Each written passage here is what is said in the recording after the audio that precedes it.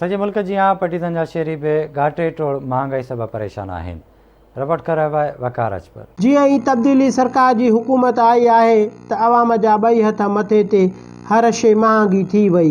ग़रीब माण्हू घरनि खां बेघर थी विया, खाइण पीअण जूं शयूं महांगियूं। पटीतन जे शहरियुनि आवाज़ टीवी न्यूज़ सां ॻाल्हाईंदे चयो त जीअं ई तब्दीली सरकार जी हुकूमत आई आहे ईअं ई हर शइ महांगी थी वई आहे।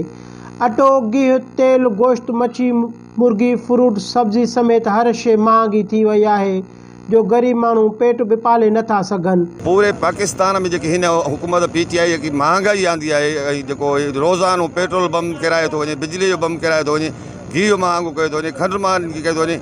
गरीब माण्हू हिक वेले जी मानी खाइण में आजिर थी वियो आहे। माण्हू ख़ुदकशियूं पैदा कनि, हुक्मराननि खे शर्म न आहे। रोज़ जो रोज़ जेको आहे शइ जा अघ वधाईंदा था वञनि। मोहतरम इमरान खान जेको नारो खणी आयो त मां ग़रीब खे 1 करोड़ नौकरियूं ॾींदुसि, 60 लाख घर ॾींदुसि। हिन हुकूमत में हिन पाकिस्तान जे अंदरि पहिरियां त ग़रीब माण्हुनि जा घर नथा विया, उन खां बाद में महांगाई जे नाले ते जेको सुनामी आंदो वियो आहे। ग़रीब माण्हू मिसकीन अबोझ जेको 500 रुपया दिहाड़ी नथो कमाए सघे, हिन हालात खे उहो माण्हू कीअं फेस कंदो।